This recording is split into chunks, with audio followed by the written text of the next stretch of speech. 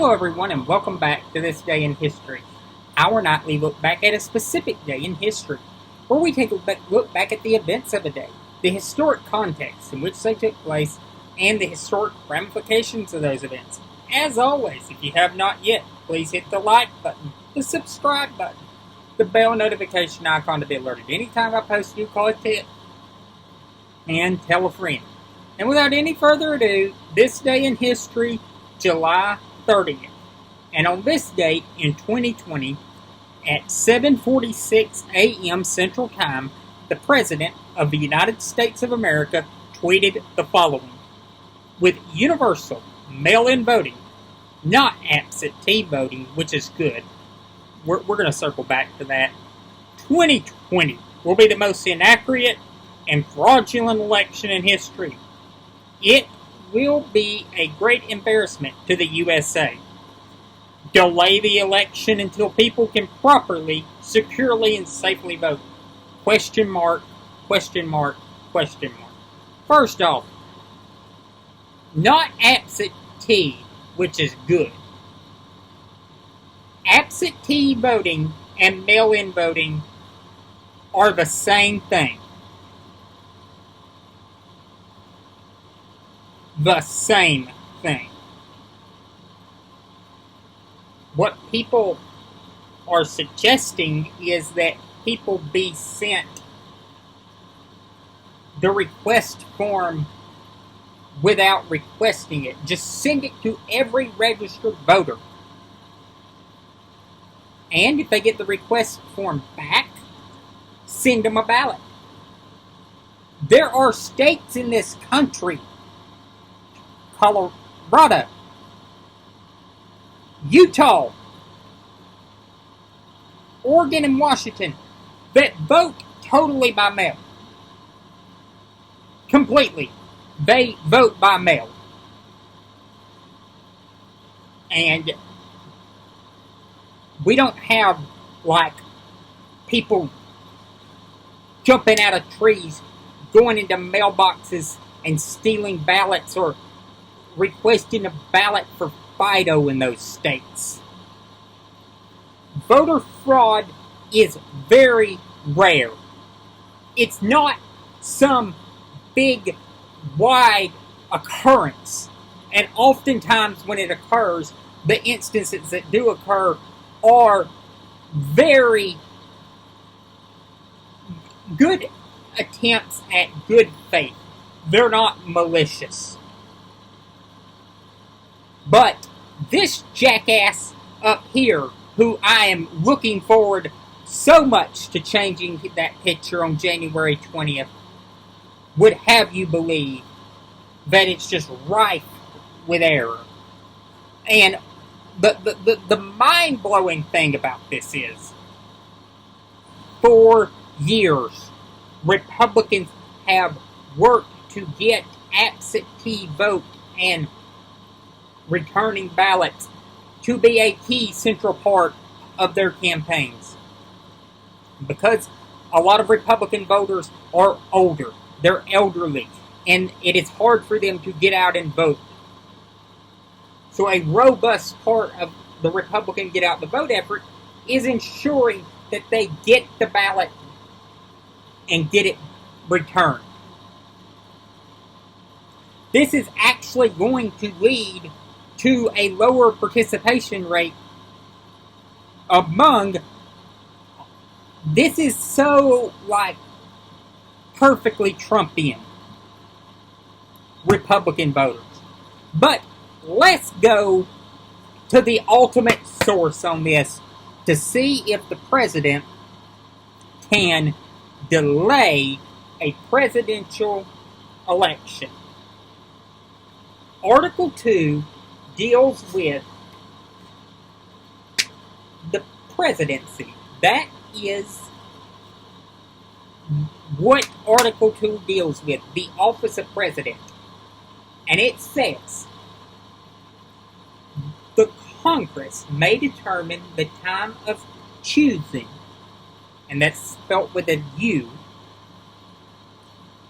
the electors, and the day on which they shall give their votes, which shall be the same throughout the United States. Okay.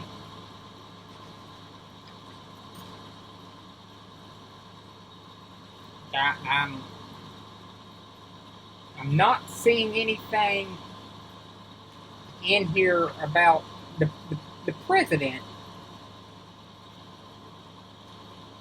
choosing the date of the elections.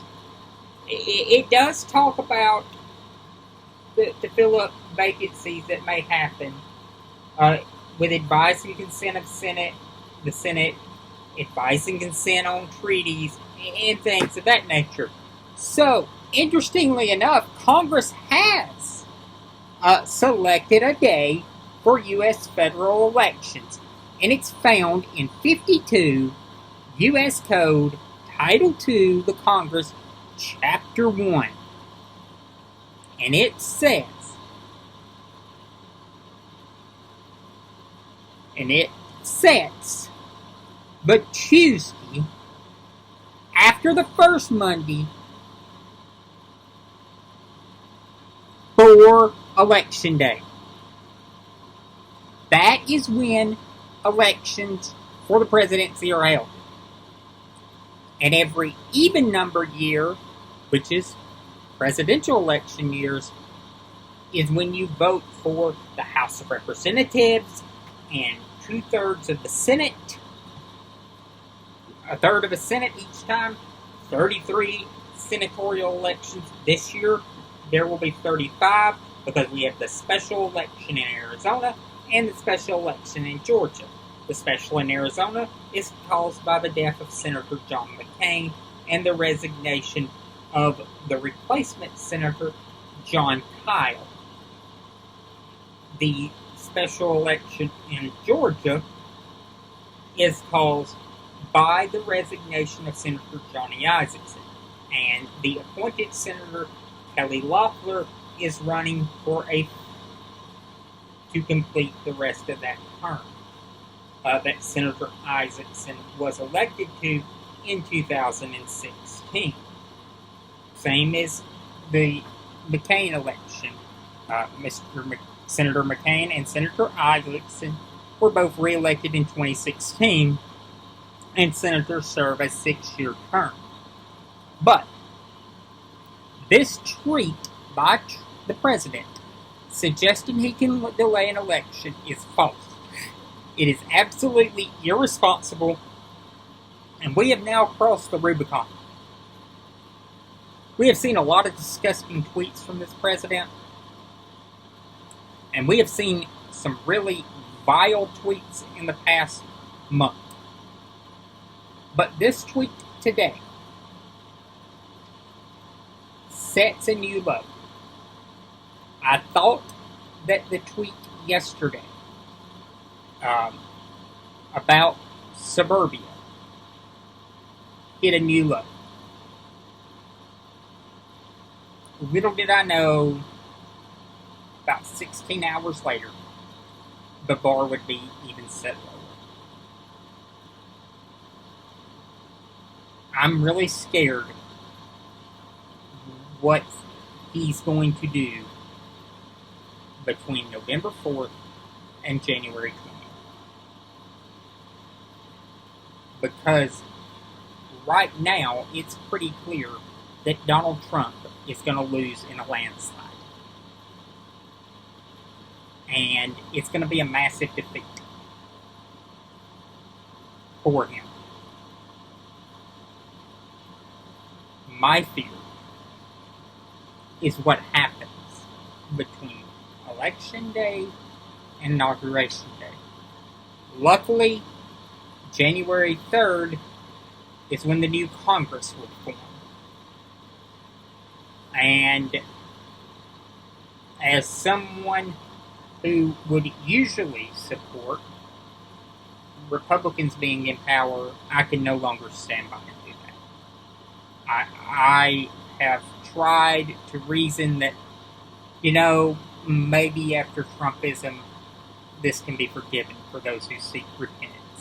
No. burn it down, and start over. Larry Hogan, governor of Maryland, Charlie Baker, the governor of Massachusetts, Phil Scott, the governor of Vermont, and Mitt Romney are allowed forgiveness. Romney because he voted to remove Trump. Hogan, Baker, and Scott because they have resisted Trump and led by example. But the rest of it, burn it to the ground. Thankfully, though, Republicans are pushing back on this. For once, some of them have found a spine. I wish more of them had found it on February 5th, when they had the power to do something about this and stop this madness. And only one of them stood up. Susan Collins was troubled and concerned and hoped the president learned his lessons. Well, Susan, he didn't. And I hope you have a lot of time to be troubled and concerned in your retirement. I can't believe I'm saying that. But I hope Sarah Gideon beats you and beats you by a mile. Martha McSally, Manny, you're a liberal hack. Well, you can start spouting that starting in January on Fox News, because that'll be your employer then. Cory Gardner, maybe you can host an afternoon daytime talk show in Denver. Tom Tillis, I don't know, maybe you can sell furniture in North Carolina. I really am done with people. Johnny Ernst, you can go back to castrating farm animals in Iowa. Disgusting. Cowardice. It's all you are, is cowards. You had a chance to do something on February 5th. And this is where you've led us.